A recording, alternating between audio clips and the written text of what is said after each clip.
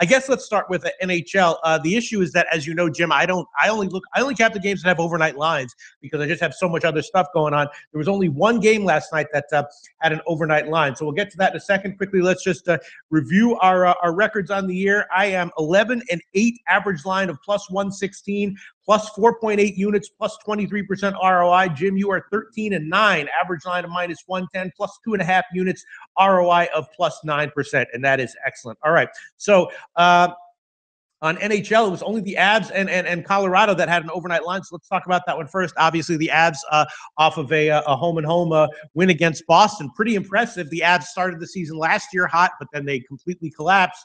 They're aware of that. They have some talent here. And then, Anaheim on the other side is, playing their first road game. They haven't been super impressive. I think they're 2-2. The Colorado, once again, is a small home underdog and maybe a shot with the under. Neither one of these teams has been too explosive offensively. What's your take on this one, Jim? I think you're on the right track. If I was leaning in a direction with goals, I would take the under. I have some interesting things to say about these Avs. Unlike last year, so like last year, they started the year 3-1. Unlike last year, they are rolling 4 lines and have put McKinnon, Duchesne, and Landeskog on separate lines with Soderberg and Wilson on the other. Like last year, I think they're going to fall apart. I think their defense is absolutely awful. Jonathan Bernier will be in goal tonight for the Avs. He's horrible. He's a sieve. So now, I don't think it's time to hammer them yet because I still need to see more from this Ducks team. Patrick Eaves made a season debut after sitting out the first 3 games. He helped with some forward depth, scored a goal, and he plays on line with Getzlaf and Perry. But the Ducks just don't have a lot of depth, and they need Kessler back to help their forwards. They need Vatanen back to help their D, and then they will be a really good team. So I hope – I'm not going to make an official pick on this game, but I hope the Avalanche win. Yeah. I hope the lines start moving more in their favor, and then we will start fading them and making money off of them because their defense is so bad that it doesn't matter how well they do rolling 4 lines, where they're going to start losing. You know what? Sometimes I feel like Oprah when you're going on. I'm going to try to work on an Oprah impression and to do that while you're doing your thing. I'd be like saying, yes, Jim. All right. All right. So I would be leaning Colorado there, and I guess I would be leaning to the under. Then the other 4 games are definitely interesting. Again, there's so much crap when NBA starts. I don't know what's going to happen because I'm not going to be able to handicap all of it. So maybe we'll have to do a division of labor on that one. But the other 4 games did not have overnight lines, so I just didn't look at them, Jim. I know you're deep in NHL. You're an NHL addict like I am with college football. You probably looked at all 4 of those games, right? I've got them all ready to go. All right. Well, Washington, New Jersey, hit us up on that one. New Jersey, of course, playing well. I cashed with the over in their last game. Nice call on them to cash as a big underdog. Didn't have the balls to give it, although I did bet it. Now they're home underdog to Washington. What's your take on that one? Well, we knew the Caps would be one of the highest scoring teams in the NHL, but we just did not see the Devils coming. They were the lowest scoring team in the East the last 2 seasons, and they've scored 16 goals in 3 games. They have 8 new guys on the roster. One thing we can always count on with these Devils is Corey Schneider. He is just an absolute top-level goaltender. He made 47 saves versus the Leafs and has a .948 save percentage. But this is the first of a back-to-back for both of these teams. So the reason why I'm definitely going to leave this game alone is because at this point, we don't know. Hines has said Kincaid will definitely start one of these 2 games, and then the Capitals will definitely start Grubauer one of these games. And that's just so crucial to making a decision on this game. Now, Ovechkin has 8 goals in 4 games. Kuznetsov says he sees a different hunger in his eyes. But until we know who's in goal, how can we be confident making a play? And we got to watch the Devils more and more. I think we're going to find value with them in this early part of the year, but without knowing who's in goal, I just can't confidently pick a side. All right, fair enough. Again, I did not. I just plumb ran out of time last night to even take a glance at any of these overnight lines. The game started overnight lines. Next one, Rangers and Columbus. Columbus, of course, a quality team. We've been on them successfully at times this year.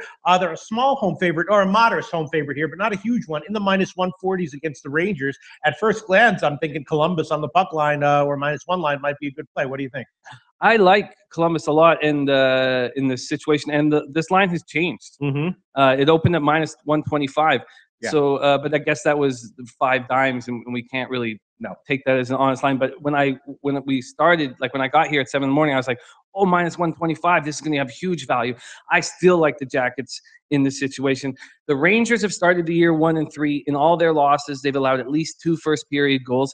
They have the 3rd worst penalty killing in the league at 68.8%.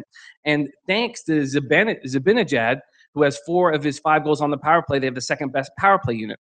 Shattenkirk is also to thank for that power play unit, but that's all he does. That's all he does. He's a small puck-moving defenseman who only helps on the power play. Whoever signed him to a 4-year deal at $6.65 million a year should be fired.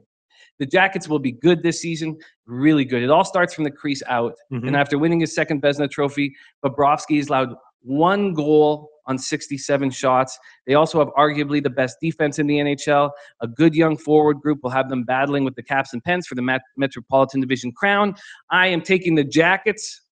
I'm taking the Jackets on money line as an official pick, and I feel confident in this action. Minus 140 is the best line we can give now. That is at the Pinnacle, as well as 5 dimes in BetOnline and sportsbetting.ag. I don't really want to give this pick based on just first glance, but I have to say I'm agreeing with you, and maybe I will throw on Columbus there, even though I haven't done my my research on this game specifically for it.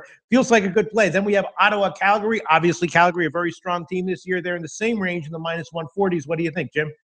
I like the Flames here again, and it's just because Erik Karlsson has been ruled out for the next 2 games. Right. And if you're going to have to play Phaneuf 23 or 24 minutes a game, you're going to lose that contest unless you're playing the Canucks. They have Clayson also playing over 22 minutes a game. I think CC can handle that 22, 23 minutes a game, but not having Karlsson is a huge loss. And I think that we should take advantage of Ottawa not having Karlsson, because Ottawa will be a much, much better team very soon. And Calgary has a really strong roster. The Travis Hamonic pickup was a huge addition on the back end. The Flames lost their season opener, have won 3 straight, feel good about themselves. They have Jaromir Jagr telling jokes in the dressing room. I think this is a great spot for the Flames. And I know, it's not enjoyable giving minus 140s out constantly. It puts yourself in danger, because if you win 1 out of 2, you have a losing day. But I'm also taking the Flames as an official pick. Okay, best line with minus 146 at BetOnline and sportsbetting.ag. And I made a decision here. I will, just because I have the luxury of being up a few units, I will throw on Columbus minus 1 as one of my official picks. I just like them. Minus 140 is the money line on that one, and the puck line on that one is plus 211 is the best line at Pinnacle. So Columbus minus 1. I'll throw that one on there, and feels like maybe a shot with the over on that one as well. But I guess I'll have to. Maybe I'll tweet out some picks, and I think if we can have this rule where if I don't want it to get too complicated, but just sometimes when I don't have enough time to look at something in a show and then I like it later on, I'll tweet it out and add that to my record. But maybe we'll wind up doing that, but we'll see. But I will add on Columbus minus 1. Then we have Detroit and Vegas. Again, Vegas, last home game, very emotional. And this game, probably still going to be emotional, right? You don't just stop crying after 2 days, right? I think. What do you think? No, I don't think this. I think that was a one-off situation. Right. Personally, I think it'll get back to just regular business, and that would be great for all of us. This is a very tough spot for the Red Wings, but how impressive have they been this year? So, and I can't actually lock this stat down, but as far as I remember, every single team so far in this early season has lost the second game of a back-to-back, and that should have been something that we hammer. And when the start of next season, I will ensure that we hammer every team that's on the second game of the back-to-back in the first 2 weeks of the season. Right. I can't believe I'm saying this, but this Red Wing team has a lot of depth. Oh, yeah. Especially on defense. And speed and sort of life to them. And size. Yeah. Yeah, and Cronwall, Green, Daly, and Eriksson, that's a strong top 4.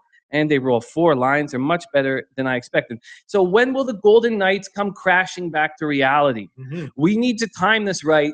You think it definitely will happen? 100%. Yes. Right. And we need to time it right to make money off of it. So we have to work together to figure out exactly when they're going to come crashing down to reality.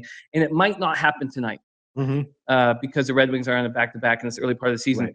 So I'm not going to make an official pick, but I'm going to be right there ready to make some money off the Golden Knights coming back to reality. Okay. So you're going to take Detroit here. No, I just did second game of back-to-back, and we haven't seen them win yet. So I'm going to lay off an official pick, but let's all be ready to make money when they come crashing down to earth. All right. Sorry, I was just glancing at some of the comments. There was kind of a fight based on racism in the chat, which is always a very scary but also exciting argument that goes on. So I got caught up in that for a second, just reading it. Not going to comment at all. I got a career to worry about here. All right. So Jim, I'm on Columbus -1, and you took Columbus on the money line, and you took Calgary on the money line, and that's it. Just 2 picks for you. Yeah, in the NHL tonight, I have 2 picks. This is a wonderful, refreshing situation to be up 2.5 units. So I'm just going to stick with these 2 picks. Yes, not put myself in a vulnerable situation. Absolutely. Okay, so that sounds great, Jim. Hey guys, thanks for tuning in to our channel. Now, we've put a lot of work into producing all these free videos, so please help us out and keep all our content free for you forever by simply liking, sharing, commenting, and subscribing. Now, not to mention, a visit to our industry-leading website will warm the hearts of all our SBR employees, especially myself. Now, the links are over there to the left, so do check those out. Thanks for watching.